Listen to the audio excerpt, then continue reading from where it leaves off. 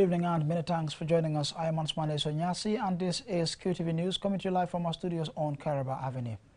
Our headlines this evening: the Gambia on Thursday joined the rest of the world to commemorate World Tuberculosis Day, held annually on March 24th. We hear from WHO country representative and the Minister of Health. Environment stakeholders on Thursday gathered for the official launch of the Gambia Environment Alliance, a body aimed at further boosting the campaign to protect the environment. In international news, Nigerian President Muhammadu Buhari on Tuesday inaugurated a $2.5 billion fertilizer plant to contribute to the global supply amid the impact of increasing prices in the aftermath of the Russia-Ukraine war. And in sports news, Gambia had a narrow victory against Chad in the preliminary qualifiers for 2023 AFCON played at the Amadou Ahidjo Stadium in Yaoundé, Cameroon. Stay tuned as we bring you more on these and other stories.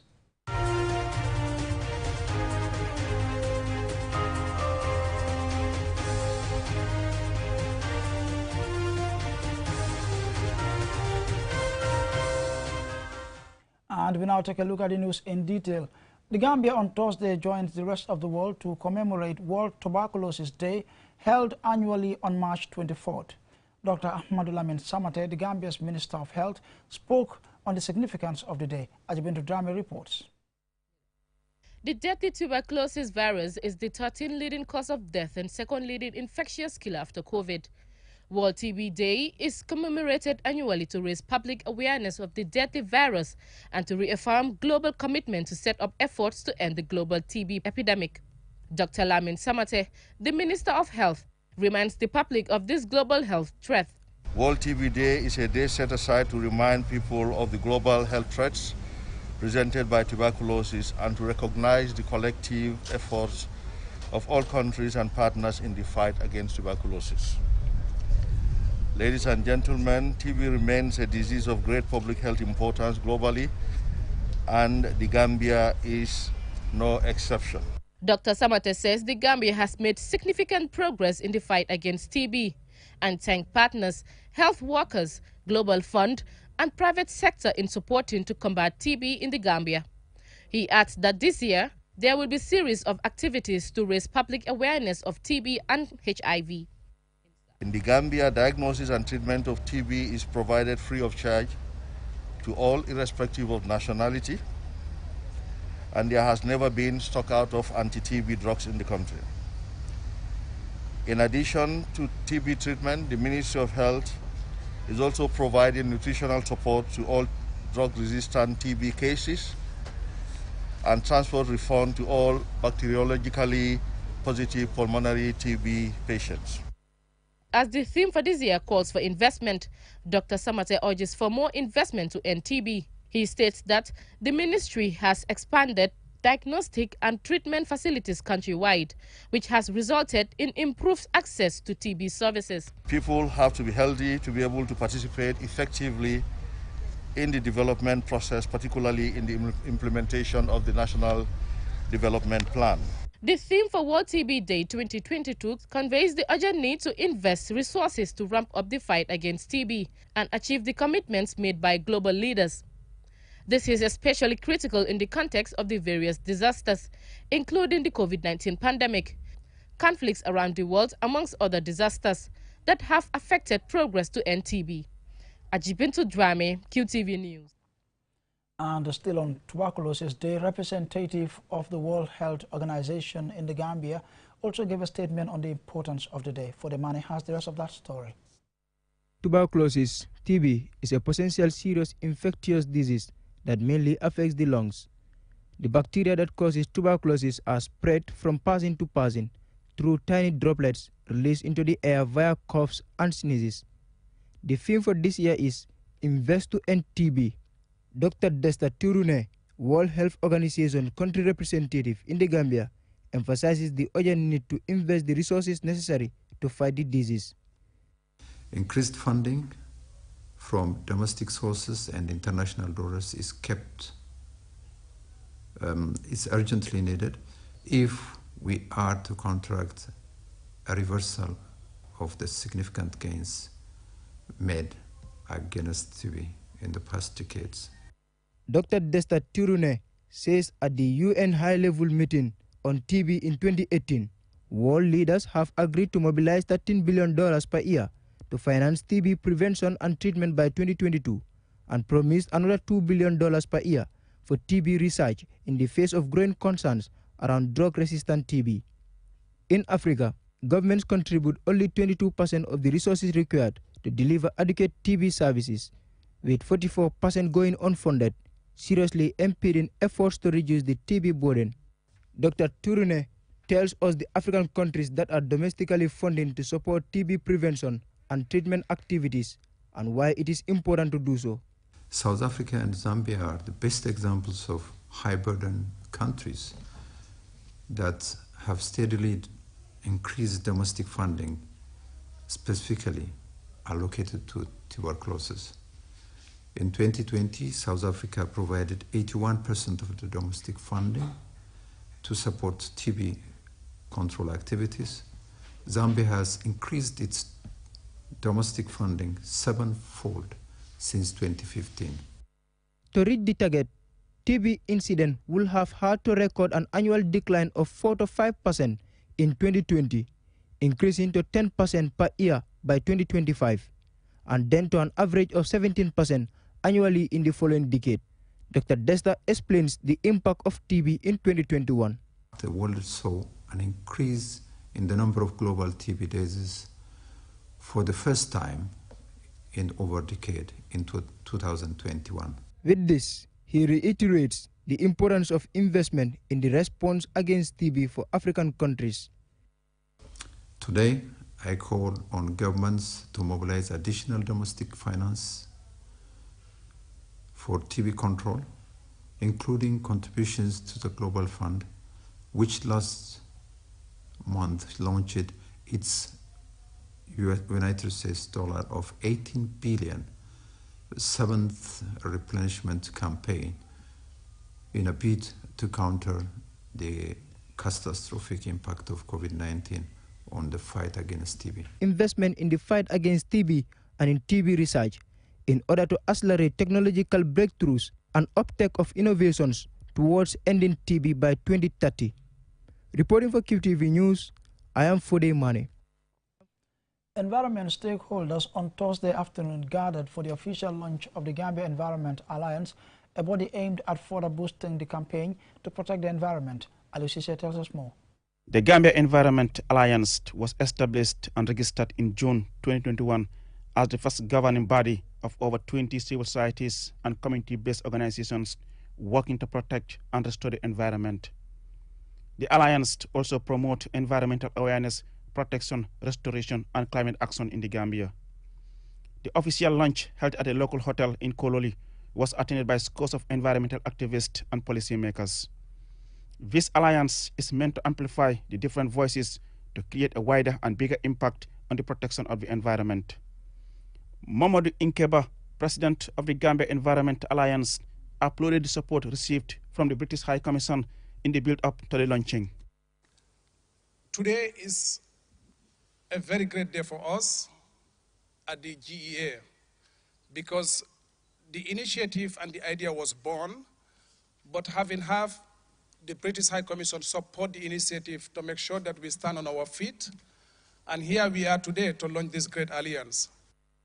Lamin Diba, the Gambia's Minister for Environment, expressed hope of surmounting the environmental challenges by having young minds coming together to address the issues of the environment. Minister Diba calls for concerted efforts to protect the environment for future generations within the meager resources available. The essence of this organization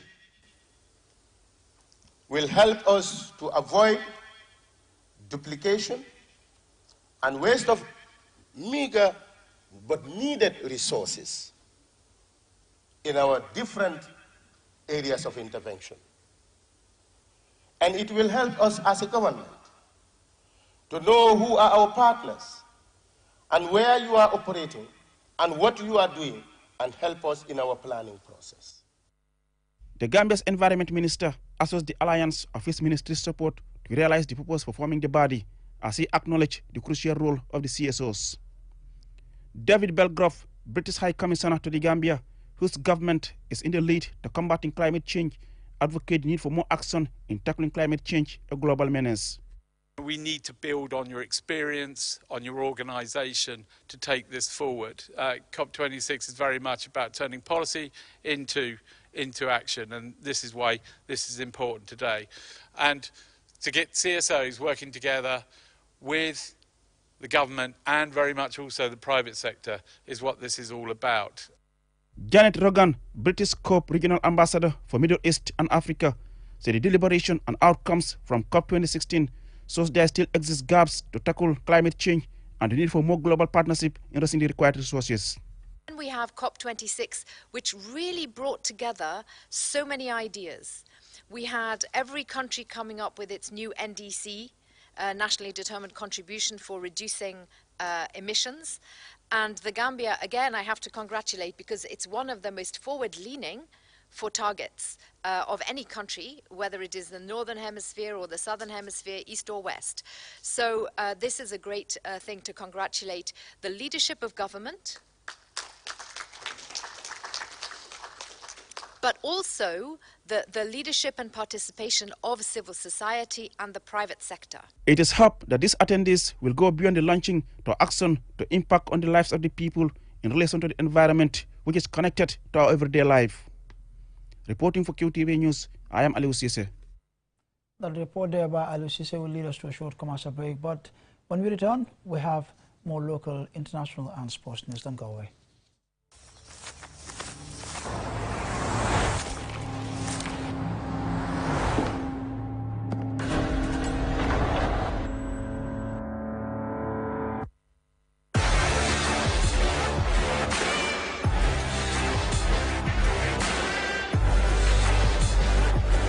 Begin your SUV life. S-Pass Motors, the new authorized dealer for Kia. Visit us today or call us on 3522 222 353 2222. Q Money, the biggest mobile money service in the Gambia, has taken mobile banking to the next level. Now, you can link your Q Money wallet with your bank account. Yes, link your Ajib or EcoBank accounts with your Q Money wallet and get instant access to your cash anytime. No need to queue at the bank anymore. Transfer funds from your bank account to your wallet or your wallet to your bank account using Q Money Bank Link is the fastest, most secure and convenient way to transfer funds between your wallet and bank account. For more information, call our customer care on 133. Q Money, Sunyu Kalpe. Terms and conditions apply.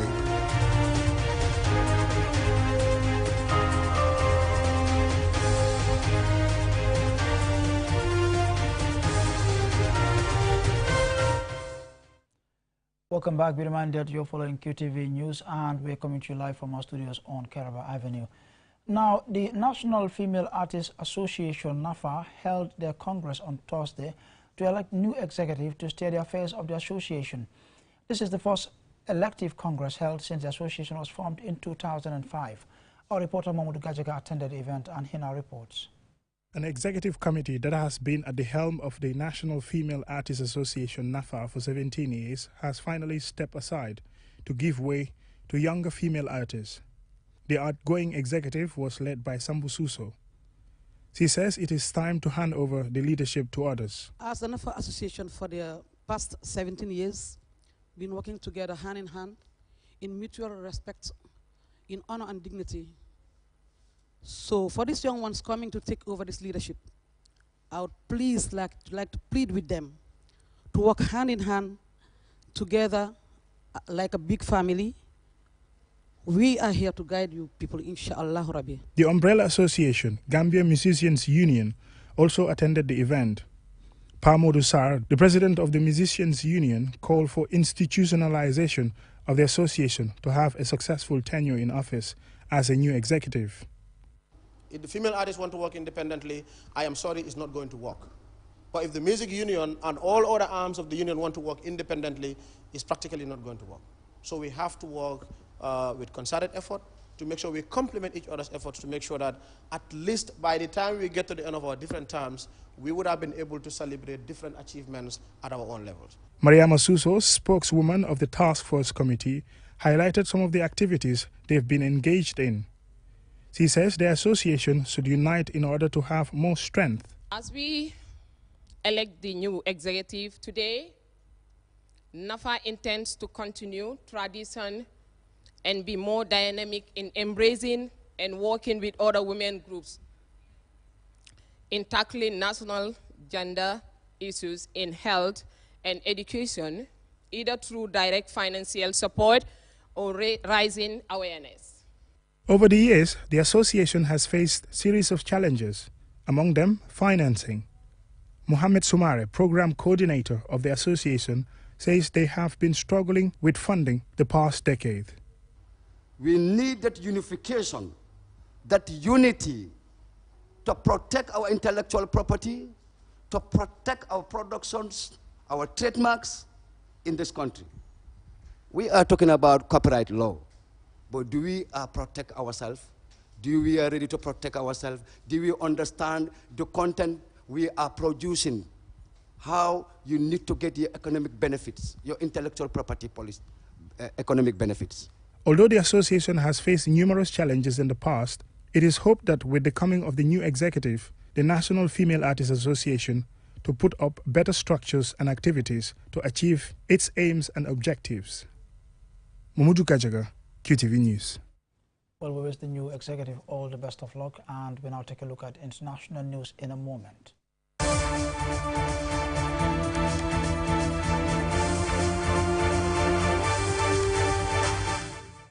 Now, in international news, Nigerian President Muhammadu Buhari on Tuesday inaugurated a $2.5 billion fertilizer plant to contribute to the global supply amid the impact of increasing prices in the aftermath of the Russia-Ukraine war. This report by Babukar Sise is narrated by Jennifer Sonko. During the inauguration of the plant in Lagos, the Nigerian leader said the nation stands to gain extensively from the fertilizer production. The new fertilizer plant has the capacity to produce 3 million metric tons annually, and fertilizer is now readily available in greater quantities and better quality, said Buhari. Across the world, high fertilizer costs already threaten farmers amid sanctions on Russia, where authorities have urged domestic producers to temporarily halt exports. Russia produces enormous amounts of nutrients like potassium and phosphate, key ingredients in fertilizers, which enable plants and crops to grow. Russia and Ukraine are major producers and suppliers of fertilizers and some of the biggest producers in agriculture and food globally. While advising Nigerians to take up agriculture as a business, Buhari said he expects the rise of a new breed of agripreneurs who will add value to farming and make the nation self-sufficient in food production. Crops are the basis of our food system, and without secured supply in terms of volume and quality, our food system is ruined. Among the things, crops need a good supply of fertilizer to produce high yields. The new plant will make Nigeria self-sufficient in fertilizer production with excess capacity to export to other African markets and the rest of the world, including US, Brazil, India and Mexico, according to Aliko Dangote, Africa's richest man and the owner of the plant. Reporting for QTV News, I am Jennifer Sonko. And we now take a look at sports news.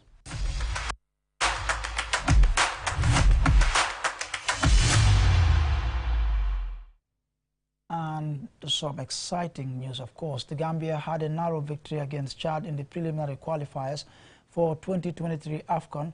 This was the Scorpions' first game since their AFCON 2021 quarterfinal exit to Cameroon. The match was played at the Amadou Ahidjo Stadium in Yaoundé, Cameroon.